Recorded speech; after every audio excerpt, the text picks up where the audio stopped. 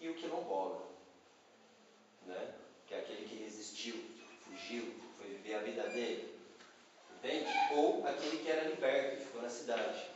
E comprou escravos também teve escravos. Mas a maioria dos nossos ancestrais foram escravizados aqui no Brasil. E o povo brasileiro, como a gente estuda na antropologia, é formado por essa mistura. Compreende?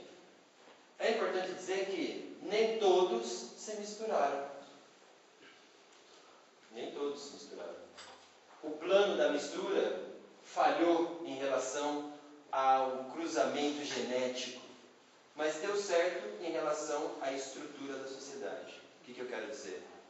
Quando acabou a escravidão, bom, a maioria da população ficou desempregada.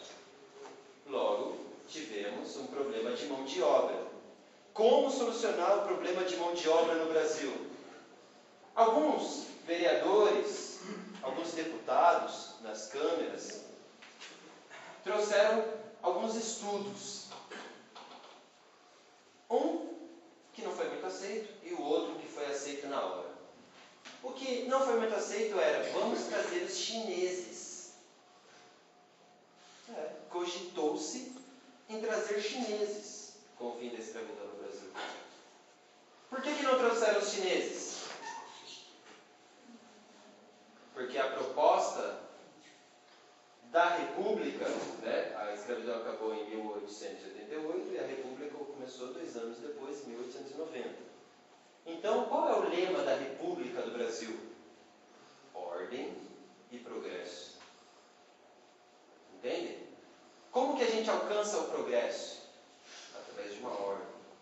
Que naquele momento eram ideias positivistas e evolucionistas e iluministas. Positivistas e evolucionistas que diziam: o homem branco foi o último homem a surgir. Todos os outros homens vieram do homem branco. Então, os outros homens não são seres humanos plenos, mas são estágio do desenvolvimento evolutivo do homem branco. Por isso que só o homem branco tem civilização, só o homem branco tem ciência, só o homem branco tem arma de fogo. Sabe essa visão do colonizador? Né? Ela era justificada cientificamente pelo racismo científico, né? Que era essa teoria evolucionista. E positivista por quê? Porque positivizava essa diferença. Então isso vai ser mais positivo. Que bom que você não é um ser humano, que eu posso fazer o que eu quiser com você. Entende? Eu te desumanizo. Eu te discrimino. Compreende? Então isso aconteceu em massa nas Américas. A escravidão foi um processo de desumanização das pessoas. Entende? O que eu posso dizer, acrescentar ainda mais sobre isso?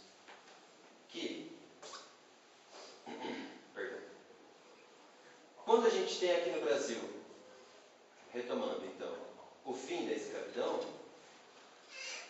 qual foi a solução? Olá, boa noite. Tudo bem? Trabalho em pedágio. É só estereótipo. Né? Ele vai entender mais pra frente. Né? Qual foi a outra opção muito aceita? Essa, do evolucionismo, do racismo científico. A gente não quer ter um país com progresso, então a gente tem que trazer aqueles que biologicamente, cientificamente, têm no sangue o quê? O progresso, a civilização. Então a gente tem que trazer gente evoluída para o Brasil. Porque no Brasil a gente tinha até então os selvagens. Quem são os selvagens? Até hoje isso é vendido, né? Até hoje essa imagem, a gente ainda vê o índio e fala que o selvagem é aquele que vive onde?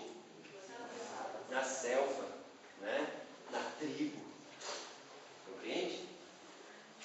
Você falar que o índio mora numa tribo é pejorativo, é preconceito contra o índio. Porque você está partindo de uma teoria evolucionista que fala que ele não tem capacidade de organização civilizacional e que aquele jeito que ele vive não é civilização. É selvageria. Compreende? Até hoje é assim. Até hoje a gente vê isso. Né? Bom, tá certo que isso é algo bem antropológico. Né?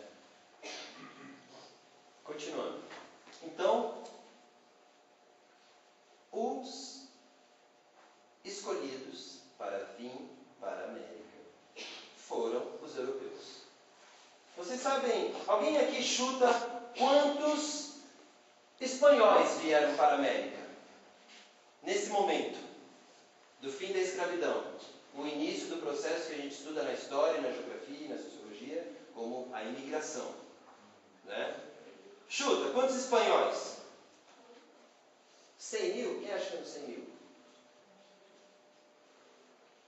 500 mil. 500 mil espanhóis vieram. Quantos portugueses vieram nesse momento? 400 mil. Quantos suíços? 200 mil. Entre suíços e alemães. E quantos italianos? Aí a gente faz assim, ó. Quem aqui é descendente espanhol, levanta a mão.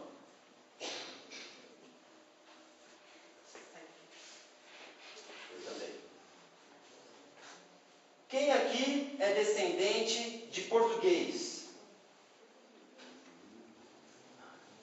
Já aumentou. Quem aqui é descendente de suíço? Alemães? Estão aqui. Agora, quem aqui é descendente de italiano? Mudou. Aumentou. Claro. Vieram 4 milhões de italianos para o Brasil. Vocês imaginam o que são isso? 4 milhões de pessoas. Perto de 400 milhões não é nada. Não é? De qualquer forma, tanto os 400 milhões quanto os 4 milhões vieram como imigrantes. Uns à força, outros em busca do quê? Novo mundo, né? Progresso, desenvolvimento. Conseguiram. O que é a família Matarazzo? Uma família de italianos que vieram para o Brasil e não se misturaram. Muitas famílias italianas que vieram não se misturaram.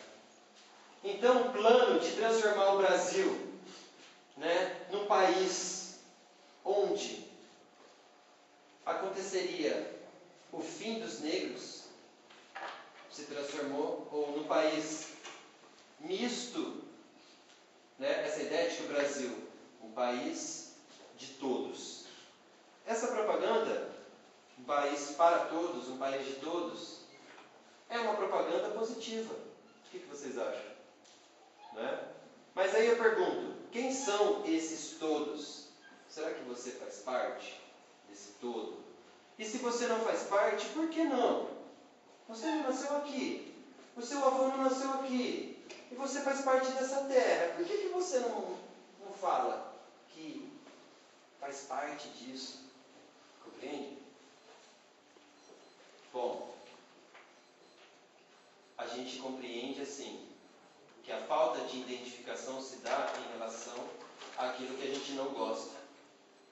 Se eu não gosto disso aqui, que é uma paçoca muito boa, eu não vou comer ela.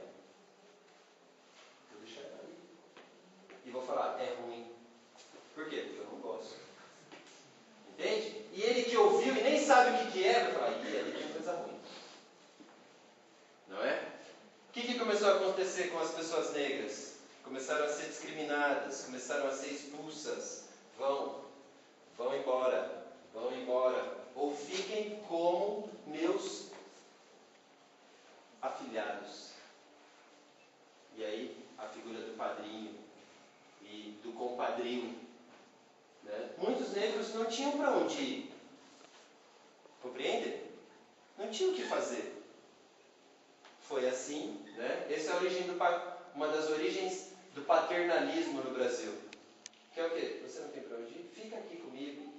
Entende? Presta favor para mim. Você não é mais meu escravo, agora você faz um favor para mim. Em troca eu te dou o quê? Casa, comida, roupa.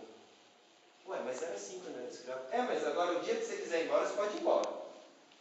Mas eu vou embora para onde? Entende? Se coloquem nessa situação. Né? Então, para onde eles foram? Para os morros, para as regiões mais interioranas. Entende? Então, em Minas Gerais, é um dos estados que mais tem comunidades negras. Né? Na Bahia, é um dos estados onde mais tem comunidades negras. Aí vejam os estereótipos como funcionam. Alguém